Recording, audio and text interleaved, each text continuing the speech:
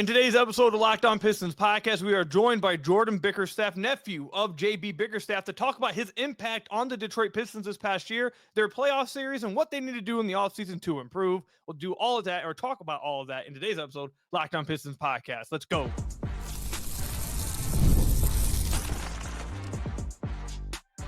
You are Locked On Pistons, your daily Detroit Pistons podcast, part of the Locked On Podcast Network, your team every day. What's the deal? Welcome back to another episode of the Locked On Pistons podcast. Per usual, I am your host, Kook Hill. You can find me over on Twitter at Kook Hill. I want to thank you guys for making Locked On Pistons your first listen of every single day. We are free and available on all your podcast platforms. If you haven't already, head to the YouTube channel at Locked On Pistons.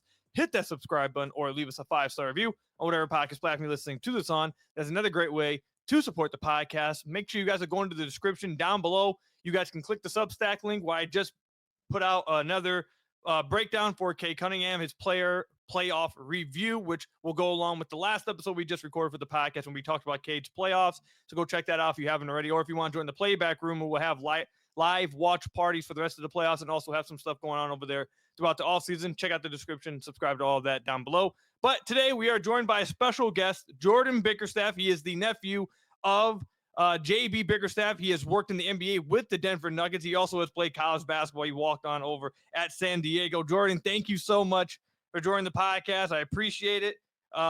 This should be a lot of fun today. How you doing? I'm good, man. How's it going?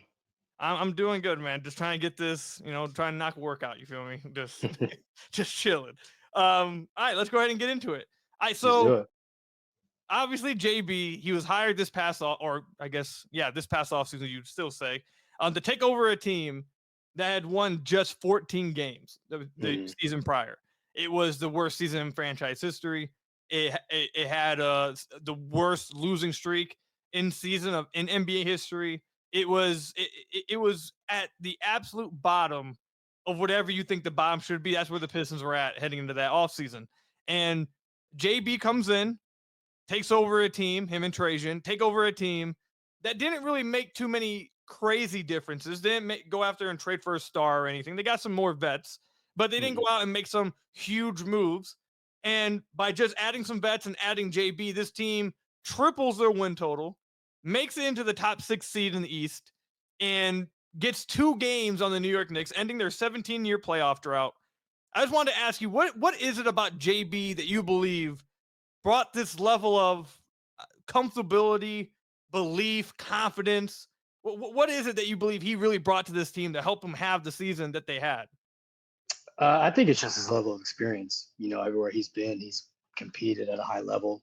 I mean, even in Houston, when he took over as the interim head coach, got them to the playoffs. So I feel like everywhere he's been before this, there's been like a test of adversity, and he's had to battle through it. So I feel like just on like sort of his career now, he's seen so much, and it kind of prepared him for the job that he has now. And it's been kind of like a great pairing for sure. I mean, just as much he's done for you guys, I think you guys have done just as much for him.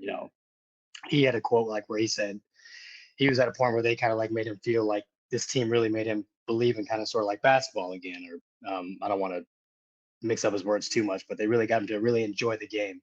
And so I think in that, they kind of brought a different side of him out, and obviously it translated well for the group. But yeah, no, it's just been, I think that level of experience, his grit, his passion for the game, it's just been a perfect combination for the city of Detroit and his team. Yeah, and before the year, we've talked about this in the podcast a lot. Before the year, the sports books had the Pistons over/under set at 24.5. They blew by that in like the beginning of February, late January. They had already blew past that. Did you believe, or do you think there was any like way that taking over this team in one off season, that not only would they have the success the team had in 1 year, but that JB would then finish second in Coach of the Year honors in his first year with the team? Like, was that ever something that you thought could possibly happen in 1 year? I like to think so. I mean, you definitely have those conversations. Like you see, obviously you guys had 14 wins last year, and it's obviously a tough situation to come into, but just knowing who he is and just having full confidence in who JB is as a coach and just what he can bring. I've seen him do it countless times. There was always just, a thought of like, okay, they can really do something, especially out East. They've got a great young core. good group. I thought the moves that Trajan made were absolutely perfect. They worked out well for this group. And like I said, it just was really a great combination of who the coach is and who this team is, and just kind of what both groups I think needed in a sense. They both needed each other. Yeah, I think that's a good way to put it. JB did mention, like you mentioned, and I think it was after the final playoff game, he was asked about, what this group has meant to him. And like you mentioned, I do think he mentioned quite a bit about how this is a perfect pairing and how these guys really had him love basketball. I don't know if he maybe in a different way or brought back some of that love, whatever it was. Um, Hmm. this pairing really does seem to be like a perfect match made in heaven. And it was an exceptional season by the Pistons and JB. Outside of just JB, though, what did you come away impressed with? We'll talk about the playoffs specifically in next segment, but Yeah. just the regular season from this team. What was it about this team that you were really impressed by, that you thought really led to this team having the successful season that they ended up having? Um, I would say the resiliency that this group showed. I think obviously playing in the city of Detroit, you're always going to get a gritty, tough group. But just to kind of see them battle through just the long season that it is, like those dog days of February and March can get really tough. And it's not easy to keep climbing, keep fighting in the standings. So I think just for such a young group that's led by Cade Cunningham, who is 22 years old, maybe, and Jalen Duren, guys like Ausar Thompson in the wings, Ron Holland, just that young core, just to see them battle for a full 82 games and then carry that into the playoffs, which I know obviously we didn't come away with the victory in the series, but that series really showed me, and I think the rest of the NBA just world in general, that this Pistons team is legit. Like they're here for a while. They're going to be here for a long time contending. And when you play them, it's going to be 48 minutes of just tough basketball. You know what I'm saying? Like you're going to have to bring your hard hat every single night you step on the floor with these guys. And I think that's something to really stand proud on for sure. So there's one more thing I want to ask you about JB specifically before we move on to what we thought about the playoffs and what was your takeaways from the playoff series. But so before the year, I spoke about this team and what I thought their defensive ceiling was. And I thought before the year, looking at the roster, I was like, this team has a ceiling defensively. I'm not sure if they can be this great defensive team. Obviously, they ended up proving me completely wrong, and they were at the January like a top 5 defense in the entire NBA. And defense is something that seems to have followed JB throughout Yep. his coaching career. Is there Yep. anything that you can say about why? Is there something specifically that JB brings? What is it about his ability to get the most out of guys that maybe prior weren't looked at as good defenders, getting the most defensively out of a guy like THA, Malik, all of Hmm. these guys, Tobias Harris? Well, what is it Hmm. about JB that gets the most defensively out of these players? Yeah, no, he's just a coach that you really want to just really go play hard for. And that's a really like a main part of defense. Like you wouldn't believe it, is really just that effort and that want to. Like guys really have to want to compete for the entire time that they're out there. And when you got a coach that is going to go out there and fight for you every single night, it makes you want to go out there and compete every night. Like you just don't want to disappoint him. You know what I'm saying? You guys are locked in through practice, and he's helped you develop. He's given you tidbits of advice that you hear and you like, and it just kind of all resonates in your mind as a player and kind of makes you really want to go out and play hard for that guy. So he's just a really good dude, like just in general. Like when you meet him, just off the court, he's just got a real good heart and good personality, and he carries that with him on the court. Like I know he's always yelling at the refs and all that and stuff, but that's just part of the game. That's passion. That's what he brings, and the players see that and they notice it. And they're like, okay, well, I'm gonna compete my ass off for 48 minutes for this guy for sure every time. So just who he is in general and who he's kind of just grown up to be in this game really brings that in any Has team. he always been that competitive when it comes to like yelling at the refs? Like, has Oh that always been like who he is? man, you should. It's come. I mean, it starts from obviously my grandfather Bernie. He was the goat, the head honcho. But I mean, yeah, I think we've all kind of gotten that competitive drive, especially when we're playing like cards at the family table. Like you should see us there, just that competitive drive, and everybody is just always out. So it's really cool to see it transfer on the basketball court. Yeah, I don't know if I want to play a game of spades with JP. It sounds like that Yeah, sounds like he's nice. No, I played him. I remember one time in DC, we were playing hearts. I was maybe like 15 or something. I thought I was nice because I had just learned how to play, and I was like, "Oh yeah, I'm gonna show these guys." I get out there and he whooped me. I didn't ever stop playing hearts. Literally that day, I was like, "Nope, you got it, bro." sounds like there's some dudes that when you play cards with, they just intimidate you. They just scare you. Yeah, yeah, and It's just like, that's how I learned how to play cards with the family. Like they played Bid Whist, and I would just sit on the side and learn. So I wouldn't like whenever I play against them, there's always like, okay, I'm going up against JB Bickerstaff. Like I'm bringing my A game. fair enough. I can see it. I can see it. Coming up, though, we'll talk about the playoff series. Obviously, the Pistons lost in 6 games to the New York Knicks, which the Knicks are up 2-0 on the Boston Celtics. So maybe it's an even better series loss than we already previously thought. But we'll talk about that coming up and get Jordan's thoughts on what happened in this series, good things and bad things to take away. Talk about all that when we come back. Today's episode is brought to you by DoorDash. NBA fans, you know what time it is. Playoff season means big performances and even bigger rewards. DoorDash is bringing the heat with a slam dunk deal for Dash Pass members during the 2025 NBA playoffs. It's called They Swoosh, You Score. Anytime a player drops 50 or more points in a playoff game, Dash Pass members score a free 3-piece crispy tenders combo from Wingstop the very next day. Just place an order of $20 or more, use the code Wingstop50 at checkout, and that combo is yours. Crispy, delicious, and totally free. Offer valid noon to midnight the day after the game. Terms apply. So here's the play. Sign up for Dash Pass to unlock this and more exclusive deals all season long. When any player scores 50 plus in a playoff game, Dash Pass members can grab a free 3-piece crispy tender combo from Wingstop the next day with the $20 plus order and code Wingstop50. That's Dash Pass, my goodness, your door to more savings, more flavor, and more ways to win. Terms apply with DoorDash. So I want to thank you guys again for making Locked On Pistons your first listen of every single day. We are free and available on all your podcast platforms. If you haven't already, head to the YouTube channel at Locked On Pistons. Hit that subscribe button or leave us a 5-star review on whatever podcast platform you're listening to this on. That's another great way to support the podcast. Head to the description down below, SUBSTACK Playback. You guys will get that new Cade Cunningham player review that I did for the playoffs. Long article, a lot of film breakdown in there. I think it was some good stuff. I think you guys will enjoy it. So make sure you guys go check that out. But Jordan, okay, let's talk about the playoff series. The Pistons, like we talked about earlier on, no one expected the Pistons to make it to the playoffs as a top 6 seed. No one thought that they would get playoff wins this year. Not only did they break their 17-year playoff drought, they got 2 wins in the playoffs. And I'm sure a lot of the players, I'm sure even JB, I'm sure even Trajan Langdon, I'm sure a lot of these guys feel like they had a chance to really win this series and probably feel like they should have won this series after the fact. What was some of your main takeaways from the playoff series against the New York Knicks? No, this team is willing to fight, no matter what, and no matter what environment. I think just this group is going to be, like I said, around for a long time, and this playoff series definitely showed that. They've got a certain level of toughness and resiliency to them. And just kind of the way they compete. I think Cade's he's got a lot of growing up to do in this league, just as like the whole team does. But from what he showed this year, just from being a leader in general and like wanting to see guys succeed, developing his game with JD, with guys in general, I think he's shown some really good signs of like what's to come for sure. And just like what you see out of like those guys who are poised to be like face of the franchise, possibly face of the league even, you know what I'm saying? I think he's really showed signs of taking that type of step.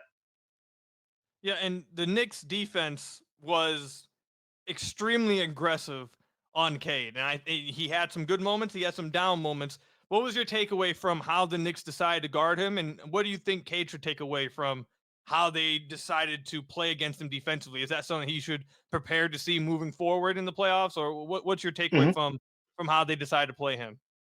Oh, for sure. I mean, especially with a player like that, he's gonna have to learn like every night, especially in the playoffs. He's not gonna get a steady dice of anything. He's gonna have to learn like there's just gonna be a bunch of coverages that are coming this way. He might get blitzed a bunch, and then who knows? Guys might start to go under. Guys might try and trap him, like whatever. He's just gonna have to see a bunch of different defenses and learn all the reads. But I mean, he's got that capability and that mindset to do so. I like what I saw so far and just his decision making in terms of when do I need to go get a bucket and when do I really need to slow the game down and kind of get everybody involved. I like what I'm seeing from him in that aspect.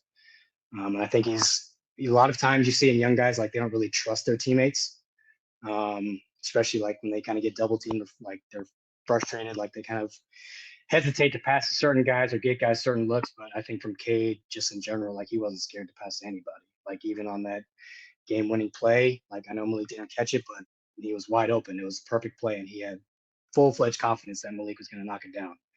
So just keeping that kind of camaraderie and chemistry going is going to be huge. I saw some Pistons fans like, Cade should have shot the ball. You're supposed to want the last shot. I'm like, dude, if Cade would have shot that and didn't pass it to a wide open Malik standing next to him, I would have been furious. Like if you let your ego take over to the point where you're not making that simple of a read to where your ego's taking over like that, I think that's more of an issue than anything else. So I think I 100% agree with you with that. His unselfishness and his trust in his teammates, I think that's huge. Mm-hmm. Obviously, there's other young players that played in this series. Let's start with Jalen Duren.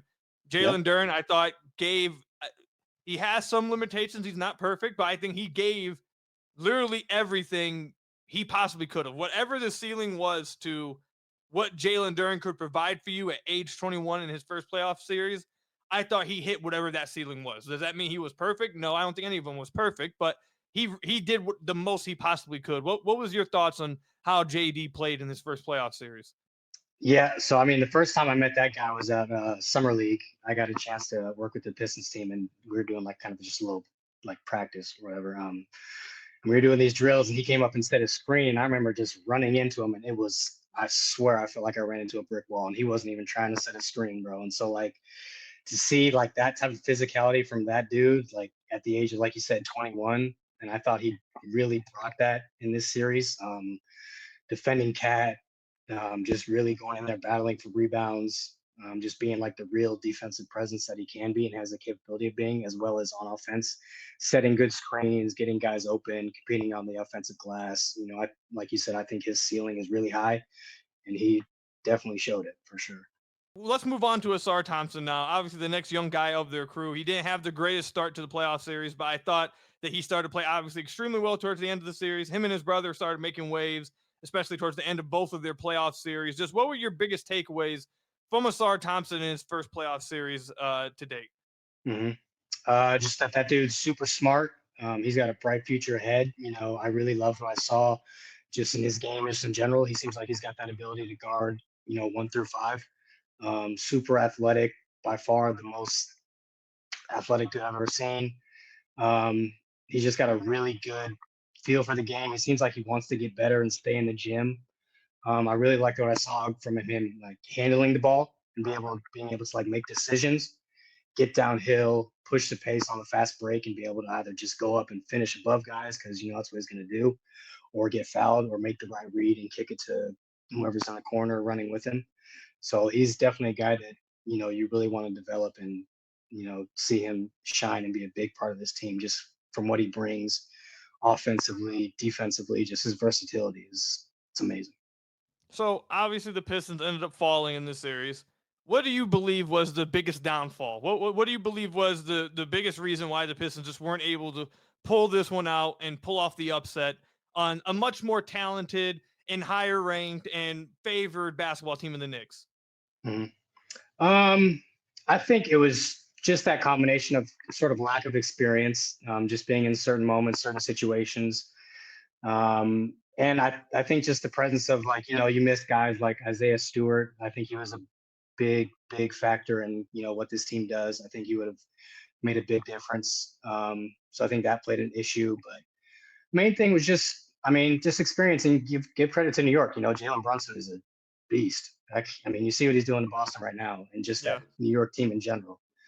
Like, I don't think anyone had them being up 2-0 right now. So, you got to give credit to New York, the Knicks, Tom Thibodeau, just that staff and team over there. They got a really good group. And to finish it off, just what do you think if you're Cade Cunningham and you see how this team, how the Knicks played against you, how they defended you, what would be one place or one area of his game that if you were Cade, you would be like, okay, I see how they want to guard me. This is what I want to or need to work on in the offseason to get ready for my next playoff season?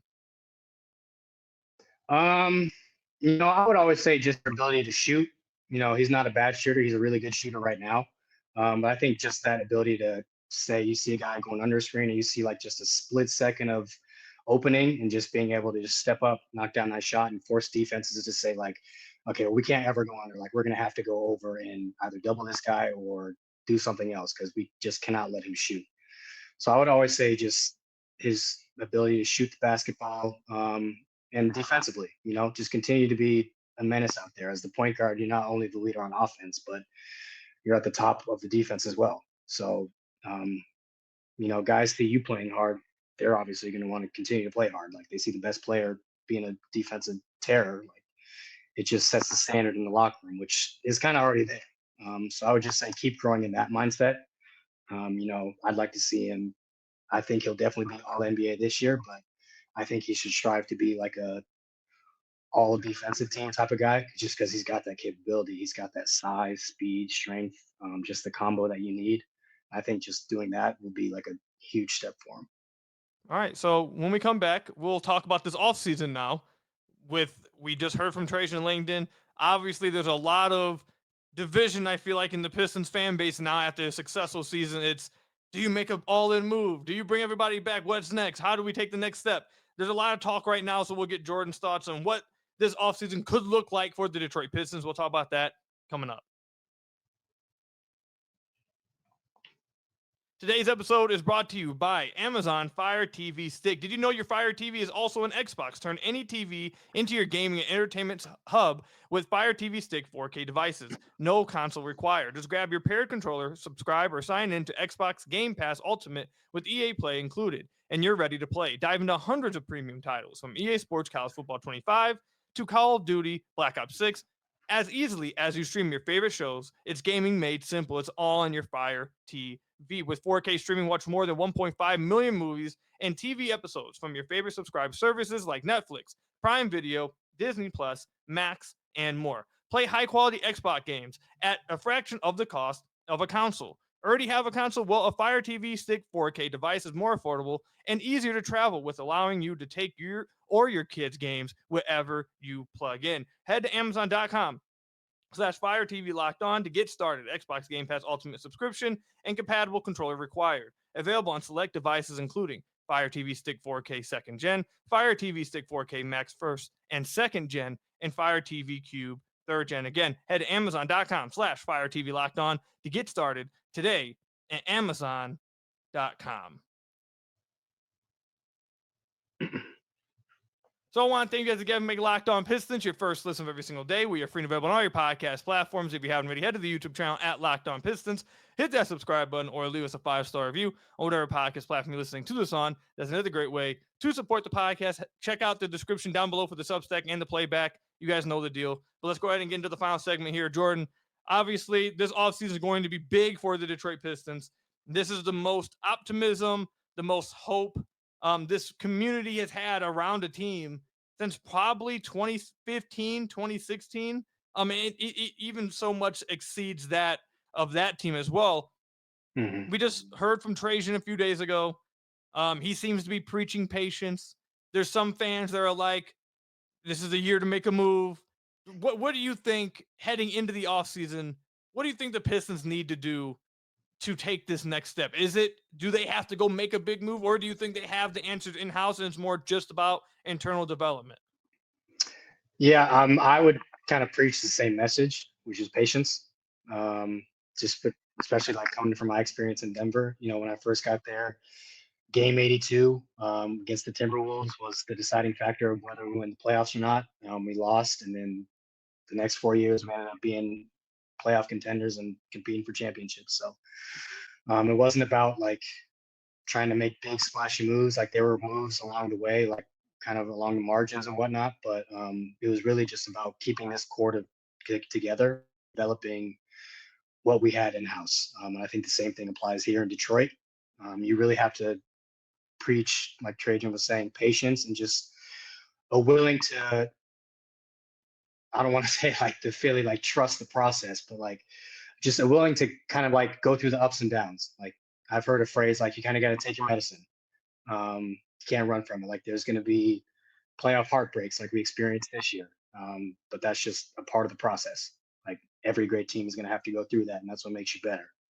You look at teams like Indiana now, like they're up 2-0 on the Cavs, the Knicks up 2-0 on the Celtics. Like, it's just a part of finding a group, making those moves that here and there that kind of tweak like the rotation a little bit, but you have your core now.